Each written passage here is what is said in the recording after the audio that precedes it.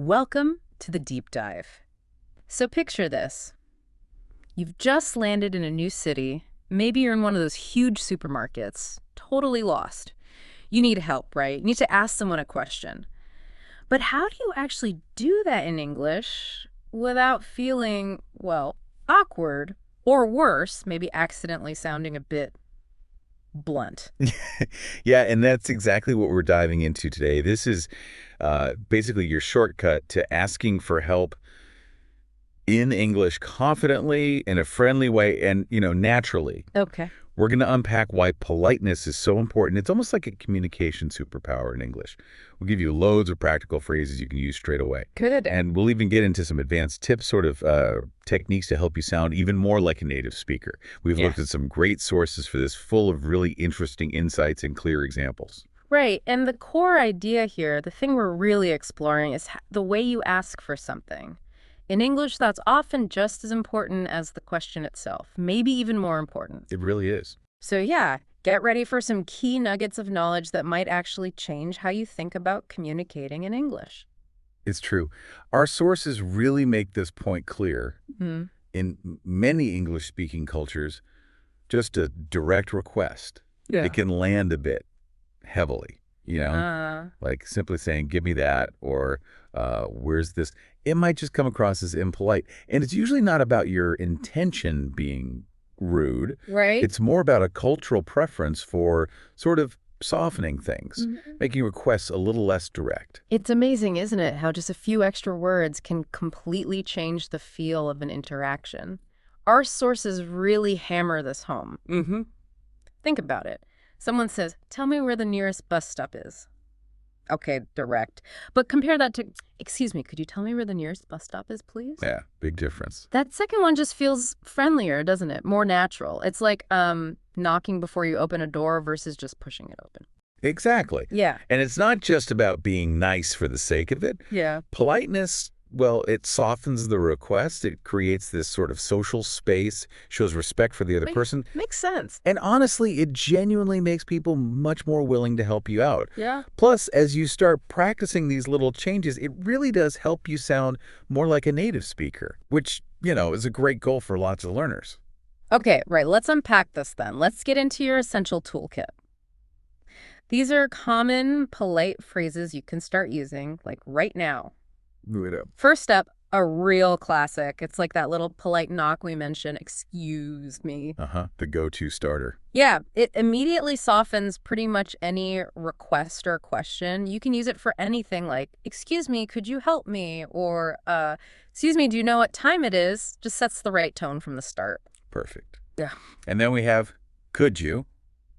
Or adding that extra bit of polish, could you please? Okay. Our sources point out that using could often feels a bit more formal, definitely more polite than just saying can. Right, a subtle shift. It is. So imagine saying, could you help me find the pasta aisle, please? Or maybe, could you tell me where the bakery section is? It's a small word, could, but carries a lot of weight in how people hear your request. Okay, now here's one that trips people up sometimes, but it's super useful and it has a specific grammar point. Would you mind? Ah, yes, the ing one. Exactly. This phrase is incredibly polite, but you have to remember the verb that comes after would you mind needs that in ending. Crucial point. So it's, would you mind showing me where the cash register is? Not show me. Or would you mind helping me lift this box? Not help me. That ing is the key to making it sound natural. Definitely. And another really gentle, thoughtful way to ask is, I was wondering if... Oh, I like that one. It sounds very considerate. It does, doesn't it? It signals you're not demanding anything. You're just sort of gently putting a possibility out there. Like, I was wondering if you could help me carry this, or I was wondering if you know where the nearest pharmacy is. It feels more like an invitation to help rather than an obligation. Yeah, less pressure. Okay, and what about if you're not even sure the person knows the answer? Like, you don't want to put them on the spot. Ah, good question. For that, do you happen to know? Is perfect. It's gentle. It's low pressure. Right. It basically gives them an easy way out if they don't know, so it avoids any awkwardness. You could say, do you happen to know what time the store closes? Or, do you happen to know if they sell gluten-free bread? It shows you're being considerate, that they might not have the info. That's really useful. Okay, one more for this core toolkit. Yes, could I ask you to? This one's great when you're requesting a specific small action. It's like a favor. Sort of, yeah. Like, could I ask you to hold this bag for a second? Or maybe, could I ask you to check the price for me? It frames it as a small request, something less imposing. Okay, great. So we've got the phrases. Now let's see them in action, like put them in context. We've got a few scenarios, starting with Anna in a supermarket. She's looking for something specific. Right, so Anna walks up to an employee and says, "Excuse me, could you tell me where the dairy-free section is, please?" Okay, nice and clear. And the employee replies. The employee says, "Of course, it's in aisle 8, on the right." Simple. And Anna finishes with, "Thank you so much." See how that, just starts it off right. And could you keeps the request smooth and polite. Yeah, it flows really well. Okay, next scenario. Tom at the airport. Airports can be stressful, lots of rushing around, trying to find your gate. Definitely. So Tom approaches a staff member. "Excuse me, I was wondering if you could tell me where gate 21 is." Using that, I was wondering if... Good choice for maybe a slightly bigger ask in a busy place. Exactly. And the staff member says, "Sure, just follow the signs to the left." Great. And Tom replies, "Great, thanks a lot."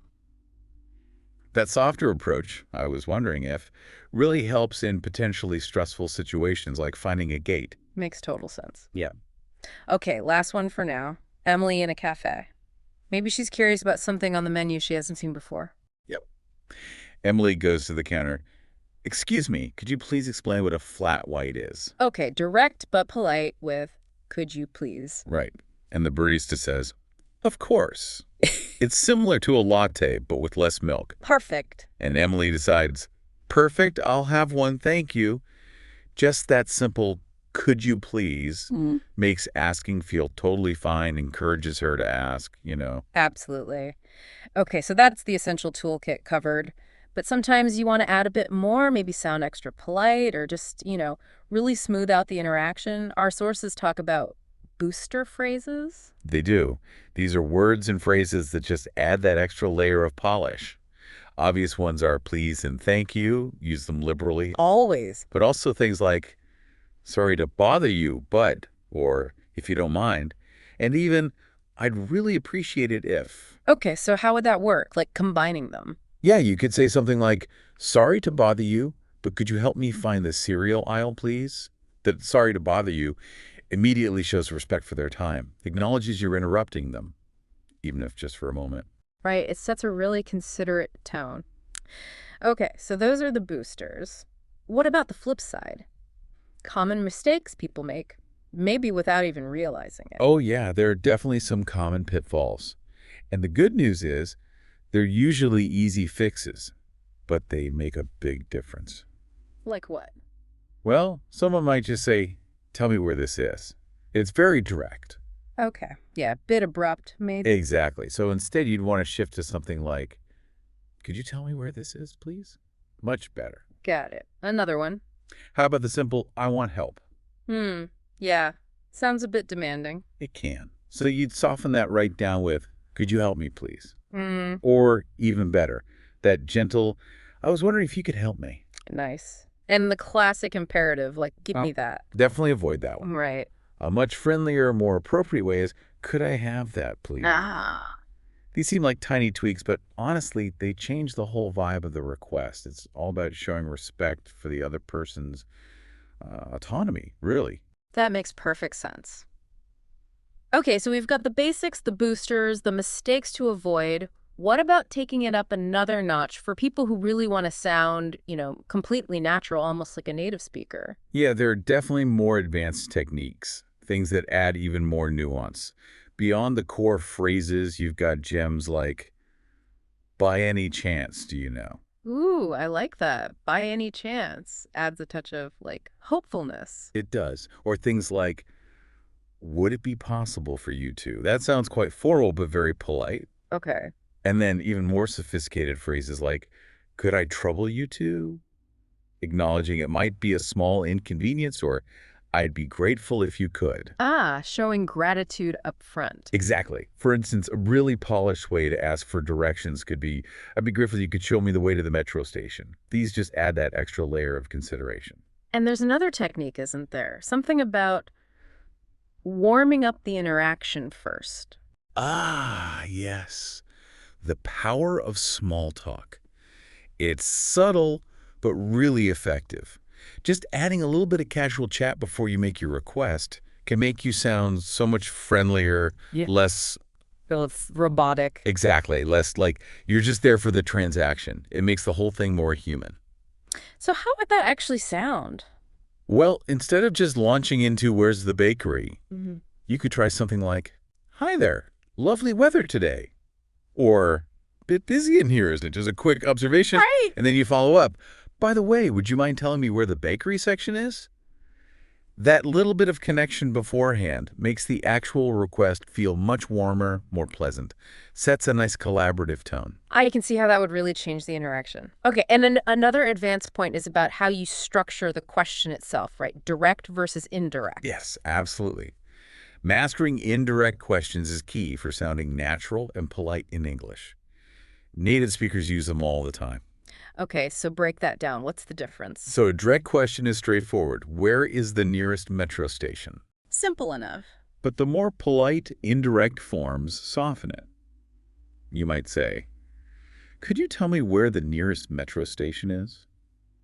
Notice the word order changes slightly there at the end. Ah, yeah, is moves to the end. Or another way, "Do you know if there's a metro station nearby?" These indirect forms just create a little distance, avoid sounding like a direct command or demand for information. They're super common in everyday spoken English. That's a great tip. Okay, but What if you make a polite request, you get an answer, but maybe they spoke too fast or they have an accent you're not used to and you just didn't catch it? It can feel awkward to ask again. Oh, absolutely. But you shouldn't feel awkward. It happens to everyone, even native speakers. The key is having polite ways to ask for clarification. Right, so you don't want to just say, what? Exactly. Instead, you can gracefully say things like, "Sorry, could you say that again, please?" Or, "I'm sorry, I didn't quite catch that. Would you mind repeating it?" Okay, those sound good. What if the issue is speed? Then a simple, polite, "Could you speak a little slower, please?" is totally fine. People are generally very understanding. Using these phrases shows you're still being respectful and patient, and you're making an effort to understand them. They'll usually be happy to help. Good to know. And beyond just the words we use, our sources mentioned cultural tips too, right? Like nonverbal stuff. Yes, definitely. Politeness in English-speaking cultures isn't just about the phrases. It's also about your demeanor. Like what? Well, trying to make eye contact is good. It shows you're engaged. But, avoid staring intensely. That can be uncomfortable. Okay, eye contact, not staring. Got it. A gentle smile also helps convey warmth and approachability. And honestly, just keep hammering this home. Use please and thank you constantly, every time. Can't say it enough. Nope. And as we said, avoid those commanding words like "give me" or "show me." Also, speaking in a softer, more moderate tone generally helps too. It just projects friendliness. The overall vibe in many English-speaking countries values kindness, consideration, patience, that sort of thing in daily interactions. Right. That makes sense. Okay, maybe we should quickly touch on some specific vocabulary that often pops up in these situations. Our sources highlighted a few useful words. Good idea. Yeah. You might hear or need the word assistant. That's someone who helps you in a store. Like, "Could you ask an assistant to help me?" Okay. Section is useful for parts of a store, like which section is the coffee in? And checkout, that's where you pay. Excuse me, where's the nearest checkout? Standard stuff, but good to know. Anything else? Maybe special offer, for discounted items. Do you happen to know if there are any special offers today? Always worth asking politely. True. Okay, and just to round things off, maybe a few extra phrases that add that final touch of warmth or appreciation. Yeah, absolutely. Things like, "By the way, could you?" That connects back to the small talk idea. Uh-huh. Simply saying, "I'd really appreciate your help," shows genuine gratitude. Yeah. And when someone has helped you, a warm, "Thanks so much, that's very kind of you," really lands well. And for those moments where you feel you might be imposing just a little, starting with, I'm sorry to trouble you, but is excellent. For example, I'm sorry to trouble you, but could you tell me where the nearest restroom is? It just acknowledges their time and effort up front. Perfect. Okay, so let's try and wrap this all up. To recap our deep dive today, the main message really is that politeness.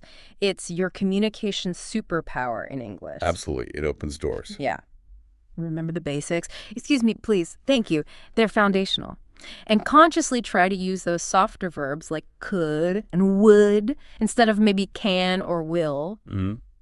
Makes a big difference. And, practice. That's where the real confidence comes from, actually using these phrases. Definitely. You really do have a solid toolkit now. Yeah. Enough to confidently ask for help like a native speaker would in all sorts of real-life situations. Yeah. Whether it's, the supermarket, the airport, a cafe.